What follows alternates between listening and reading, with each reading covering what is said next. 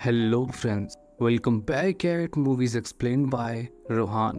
दोस्तों, आज मैं इसी साल रिलीज हुई एक इंडोनेशियन हॉरर फिल्म को एक्सप्लेन करूंगा जिसका नाम है द कॉर्प्स वॉशर।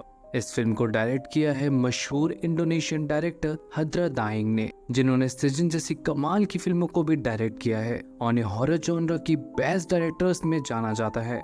अगर बात की जाए इस फिल्म की रेटिंग्स की तो IMDb पर इसका स्कोर 6.3 आउट ऑफ 10 है, जिससे साबित होता है कि फिल्म कितनी दमदार होने वाली है। अब एक्सप्लेनेशन स्टार्ट करने से पहले मैं बता दूं कि अगर आपने मेरे चैनल को सब्सक्राइब नहीं किया है तो इसे जल्दी सब्सक्राइब कर ले ताकि आप तक ऐसे ही मजेदार एक्सप्लेनेशन पहुंचते रहें। तो चलिए अब विदाउट वेस्टिंग टाइम बढ़ते हैं मूवी एक्सप्लेनेशन की तरफ। फिल्म की शुरुआत होती है सिटी और लैला नाम की एक माँ बेटी को दिखाते हुए। हमें पता चलता है कि सिटी एक कॉर्प्स वॉशर है, यानी किसी इंसान की मौत के बाद ये लोग उसे क्लीन करते थे और उसकी आत्मा की शुद्धि के लिए प्रे करते थे। और आज भी सिटी एक लेडी की मौत के बाद ये ट्रेडिशन पूरा कर रही थी, जिसमें उसकी बेटी लैला ना चाहते हुए भी उसकी मदद कर रही थी। बॉडी को क्लीन करते वक्त लैला उस बॉडी के शरीर पर कई सारे चोटों के निशान को देख पाती है, जिससे साफ पता चल रहा था कि इस लेडी के साथ कुछ तो हुआ था। पर इस बारे में सवाल करने पर सिटी लैला को चुप करा देती है और अपने काम में लग जाती है। लेकिन तभी अचानक से उस लेडी की आंखें खुल जाती हैं और सीन यहाँ से शिफ्ट होकर गांव में मिसेस ईडा के घर पर फोकस करता है, जहां उनके पोती की सर्कमसिजन पार्टी चल रही थी।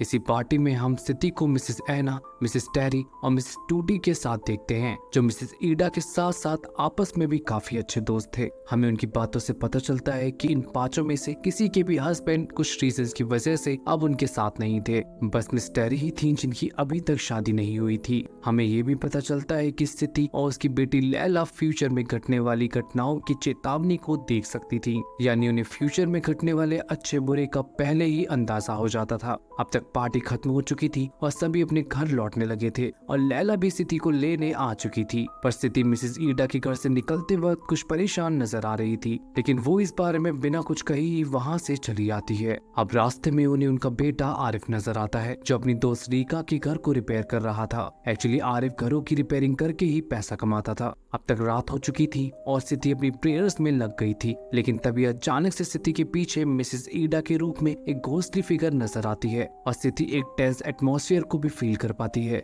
लेकिन तभी अचानक से वहाँ लैला आ जाती है और सब कुछ नॉर्मल हो जाता है। अब लैला सिटी को उसके मेकअप क्लास के बारे में बताती है, जिस पर सिटी लैला को स्ट्रिक्टली मना कर देती है, जिससे लैला और सिटी में एक आर्ग्यूमेंट शुरू हो जाती है। एक्चुअली सिटी चाहती थी कि लैला भी उसकी तरह एक कॉर्प्स वॉशर बने और अपनी फैमिली की लेगेसी को कंटिन्यू करे, और वैसे भी इस गांव में और कोई दूसरा कॉर्प्स वॉशर भी नहीं था, इसीलिए सिटी के बाद लैला को ही ये सब करना था। उन दोनों की आर्ग्यूमेंट चली रही थी कि तभी गांव में एक अनाउंसमेंट होती है, जिसमें बताया जाता है कि मिसेस ईडा की मौत हो चुकी है। ये सुनते ही सिटी तुरंत ही मिसेस ईडा के घर पहुंच जाती है, जहां वो मिसेस ईडा के खून से लथपथ शरीर को अपने सामने पाती है, जैसे मानो किसी ने अपना बदला लेने के लिए उसके साथ ऐसा किया हो। पर सिटी ये सब देख के ज्यादा शॉक नहीं होती, क्योंकि उसे तो पहले ही ये फील हो चुका था। अब मिसेस ईडा की बॉडी को क्लीन करने के बाद सिटी काफी बुरी हालत में घर लौट आती है और मिसेस ईडा के खून से लथपथ कपड़ों और सामान को जला देती है। लैला के पूछने पर वो बताती है कि डेड बॉडी को क्लीन करने के बाद उन्हें उनके सारे सामान को जलाना होता है, वरना एक बैड साइन माना जाता है। अब तक आधी रात हो चुकी थी और सिटी अपना काम करके कमरे में लौट रही थी, लेकिन तभी सिटी की नजर अचानक से मिरर पर पड़ती है, जिसमें देखने पर वो अपने ही घोस्टली फिगर को अपने सामने पाती है, यानी जरूर फिर से कुछ होने वाला था, जो अगले ही सीन में सच हो जाता है। हम रात में लैला और सिटी को चैन की नींद सोते हुए देखते हैं। तभी अचानक से सिटी चौंक करने लगती है और हम एक ब्लैक शैडो को देख पाते हैं। कुछ देर बाद लैला की आंख खुलती है और वो अपनी माँ की खून से लथपथ लाश को अपने सामने पाती है। अगले दिन प्रेयर्स के बाद लैला अपनी माँ की बॉडी को क्लीन करती है और उसकी शांति के लिए प्रे करती है, लेकिन तभी लैला को सिटी के मुंह से एक फेंस वायर का टुकड़ा मिलता है, जिसे देखकर लैला शॉक होने के साथ साथ काफी घबरा जाती है, एज उसे सिटी की मौत का रीजन अभी भी नहीं पता चला था। उधर हम मिसेस टेरी को देखते हैं, जिन्हें ये सब ठीक नहीं लग रहा था। उनका मानना था कि ये सब एक कर्ज का नतीजा है। इधर अब सभी गाँव वाले मिलकर मिसेस ईडा और सिटी के लिए प्रेयर्स करते हैं, लेकिन इसी बीच लैला को मिसेस ईडा और अपनी माँ की स्पिरिट नजर आने लगती है, और सबसे बड़ा शौक तो उसे तब लगता है जब वो मिसेस एना की गोस्ट को भी अपने सामने देखती है, जबकि मिसेस एना उसके सामने जिंदा बैठी हुई थी। एक्चुअली लैला भी सिद्धि की तरह ही इन वार्निंग्स को देखने लगी थी, जिसका साफ मतलब था कि अब एक और मौत का खेल शुरू होने वाला था जिसमें हम जरा भी वक्त नहीं लगता। हम मिसेस एना को अपने बेटे बीमो के साथ बात करते हुए देख पाते हैं कि तभी वहाँ का माहौल सिनिस्टर होने लगता है और मिसेस एना बीमो के पीछे एक स्पिरिट को देख पाती हैं। ये सब देख वो काफी डर गई थी, लेकिन वो बीमो से कुछ कहे बिना ही कमरे में चली जाती हैं। पर तभी अचानक से क्लोजेट में से 2 हाथ निकलकर उन्हें चोक करने लगते हैं और मिसेस एना खून की उल्टी करने लगती हैं। और जब तक बीमो उन तक पहुंचता है उनकी मौत हो चुकी थी, बिल्कुल वैसे ही जैसे मिसेस ईडा और सिद्धि की हुई थी। गांव में अब तक मिसेस एना की मौत की अनाउंसमेंट हो चुकी थी और सभी लैला से मिसेस एना की बॉडी को क्लीन करने की रिक्वेस्ट कर रहे थे, लेकिन लैला पहले ही काफी डरी हुई थी, इसीलिए वो मना कर देती है। पर एट लास्ट उसे ही मिसेस एना की बॉडी को क्लीन करना पड़ता है। क्लीन करते वक्त एना की बॉडी उठ खड़ी होती है और अपने पेट की तरफ इशारे करने लगती है और चेक करने पर लैला को उनके पेट में से एक लंबा फेंस फायर मिलता है, जिसे उसे बाहर निकालना पड़ता है। इधर लगातार 3 बिल्कुल सिमिलर मौतों से पुलिस को भी कुछ गड़बड़ नजर आ रही थी, इसीलिए द्रजत नाम का एक पुलिस ऑफिसर मिसेस एना का पोस्टमार्टम करने की परमिशन मांगता है, पर बीमो इसके लिए साफ मना कर देता है। अगले दिन लैला बीमो की मदद करने के लिए उसके घर आ जाती है और बातों बातों में बीमो उसे कुछ बहुत ही वियर्ड बातें बताता है। वो बताता है कि मिसेस एना अपनी मौत के वक्त नूर नाम की एक लेडी को पुकार रही थी, जो थोड़ा वियर्ड था। लैला बीमो से इस लेडी के बारे में बताने को कहती है, जिसके जवाब में बीमो एक तस्वीर को दिखाते हुए बताता है कि नूर इन 5 औरतों की ही बहुत अच्छी दोस्त हुआ करती थी, लेकिन नूर और बाकी औरतों के हस्बैंड के बीच कुछ ऐसा हुआ जिससे उनकी दोस्ती टूट गई और नूर गाँव छोड़कर चली गई। ये सब सुनने के बाद लैला का शक अब नूर पर जा चुका था, जो तब और भी पक्का हो जाता है जब मिसेस टेरी उसे बताती है कि इन मौतों के पीछे हो ना हो किसी कर्ज का ही हाथ है और बॉडीज के अंदर मिले फेंस फायर के टुकड़े इसी की तरफ इशारा कर रहे थे। पर मिसेस ईडा की मौत इस कर्ज का हिस्सा थी या नहीं, ये अभी तक लैला को पता नहीं चला था, इसीलिए वो उसी रात ग्रेवयार्ड में जाकर मिसेस ईडा की कब्र को खोदने लगती है और उसका शक कुछ ही देर में दूर हो जाता है। मिसेस ईडा की बॉडी से भी उसे लोहे का फेंस फायर मिलता है,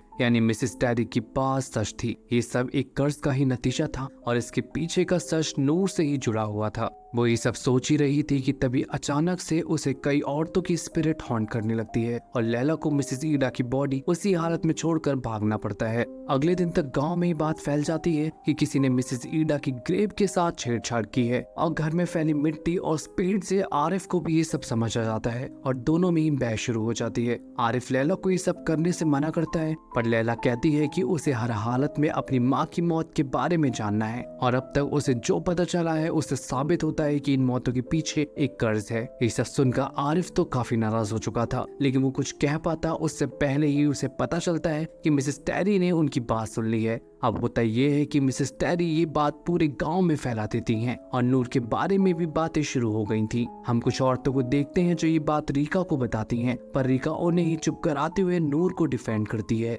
अगले सीन में हम लैला को मिसेस टेरी को कन्फ्रंट करते हुए देखते हैं, पर मिसेस टेरी उसी पर चिल्लाने लगती हैं और द्रजत भी ये बातें सुन लेता है। वो लैला को समझाता है कि नूर की बहुत पहले ही मौत हो चुकी है और नूर की लैला की ये एज की एक बेटी भी है जिसका यहाँ से अब कोई कनेक्शन नहीं है, इसीलिए लैला को नूर और उसकी फैमिली को बदनाम नहीं करना चाहिए और अगली बार कुछ पूछने के लिए सीधे पुलिस के पास आना चाहिए। और ये सब कहकर वो यहाँ से चला जाता है। उसके जाते ही लैला एक बार फिर मिसेस टेरी को कन्फ्रंट करने के लिए उनके घर में घुस जाती है, लेकिन मिसेस टेरी उसे पजेस्ड हालत में मिलती हैं, जिन्हें नूर तो कभी मिसेस ईडा, एना और सिद्धि की स्पिरिट पजेस्ट कर रही थी। जहाँ एक तरफ नूर लैला से मदद मांग रही थी, वहीं दूसरी तरफ बाकी औरतों की स्पिरिट नूर को बुरा भला कह रही थी। ये सब भी नॉर्मल हो जाता है। हम घर पर आरिफ को देखते हैं जो लैला को उन बॉडी से निकले फेंस फायर और कुछ तस्वीरों के साथ देखकर काफी नाराज हो चुका था और एक बार फिर उनमें बहस छिड़ चुकी थी। पर आरिफ लैला को समझाता है कि अब उनकी माँ इस दुनिया में नहीं है और उन्हें ये एक्सेप्ट करके आगे बढ़ जाना चाहिए, और ये कहते ही हम उन दोनों को इमोशनल होता हुआ देख पाते हैं।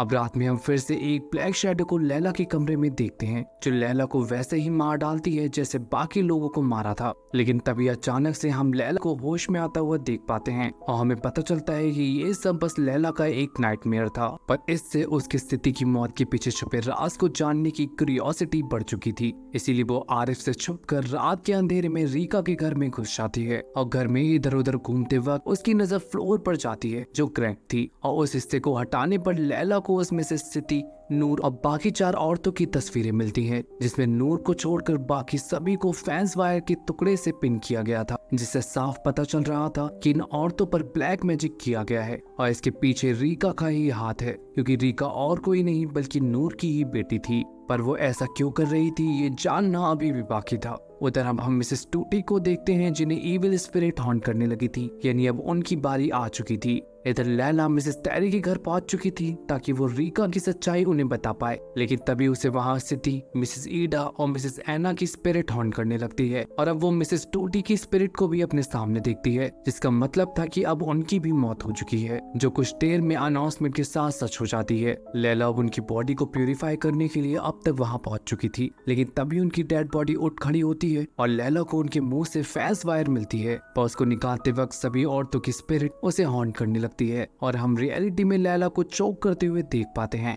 लेकिन तभी सही मौके पर द्रजत आकर उसे होश में लाता है। लैला अब इस सब को बर्दाश्त नहीं कर पाती और तुरंत इन मौतों का इल्जाम रीका पर लगा देती है। रीका ये सब सुनकर वहाँ एक पल भी नहीं रुकती और अपने घर की तरफ निकल जाती है, पर उसके जाते ही वहाँ खड़ी औरतें एक एक करके गिरने लगती हैं और गाँव की बाकी बची औरतों को लैला की बात पर यकीन हो जाता है कि इस सब के पीछे रीका का ही हाथ है। वो सभी अब रीका के घर पहुंच जाती हैं और उसे घर से बाहर लाकर मारने लगती हैं और तभी हम एक फ्लैशबैक सीन को देख पाते हैं। हम आज की तरह एक और रात को देखते हैं जिसमें आज की ही तरह गांव की बाकी औरतें नूर को उनके हस्बैंड को फंसाने के इल्जाम में उसके घर के बाहर पहुंच चुकी थी और अब नूर को घर के बाहर लाकर उसे भी हैरेस करने लगती हैं। इसी हाथापाई के बीच फैंस वायर से उसका चेहरा भी जख्मी हो जाता है। सबसे बड़ी बात, इन सभी औरतों में मिसेस ईडा, सिथी, मिसेस एना और मिसेस टूटी सबसे आगे थी और वही छोटी रीका घबराते हुए इस खौफनाक मंजर को देख रही थी और आज भी वही हो रहा था। गांव की औरतें रीका को भी वैसे ही हैरेस कर रही थी जैसे उसकी माँ को किया गया था।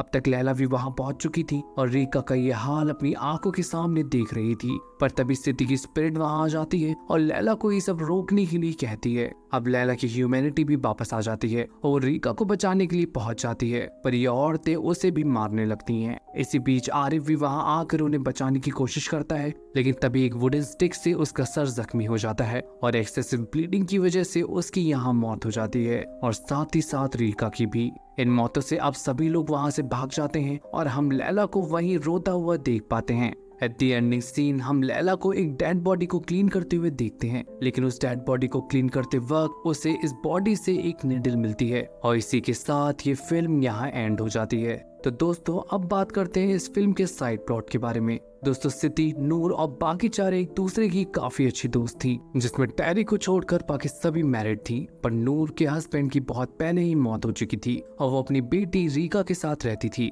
अब मेरी थ्योरी के अकॉर्डिंग नूर के अकेले होने की वजह से बाकी सभी के हस्बैंड ने नूर को हैरेस किया होगा और सच बाहर आने के डर से उसी पर उन्हें फंसाने का इल्जाम लगा दिया, जिससे गांव की औरतों ने नूर को ही दोषी समझकर उसकी जान ले ली। रीका ने अपनी माँ को अपनी आंखों के सामने मरते हुए देखा, इसीलिए उसने भी उन सभी से बदला लेने की ठान ली और इन सभी औरतों को ब्लैक मैजिक की हेल्प से मौत के घाट उतार दिया। पर एट दी एंड लैला को उसकी सच्चाई पता लग गई और उसकी भी अपनी माँ जैसे ही मौत हुई। अब एक सवाल ये भी था कि लैला को रीका पे शक क्यों हुआ था, तो इसका जवाब ये है कि द्रुजद ने लैला को बताया था कि नूर की एक बेटी है जो लैला की ही एज की है और पूरे गांव में सिर्फ रीका ही लैला की एज की थी, इसीलिए उसी के पास इन मौतों के पीछे का सबसे बड़ा रीजन था और लैला ये सब समझ चुकी थी। एट दी एंड हमने लैला को एक डेड बॉडी से निडल निकालते हुए भी देखा था, जिसका मतलब हो सकता है कि कर्ज एक बार फिर शुरू हो चुका है और हो सकता है कि इस बार लैला ही रीका और आरिफ की मौत का बदला इस कर्ज के जरिए ले रही है। खैर ये तो मेरा एक्सप्लेनेशन है,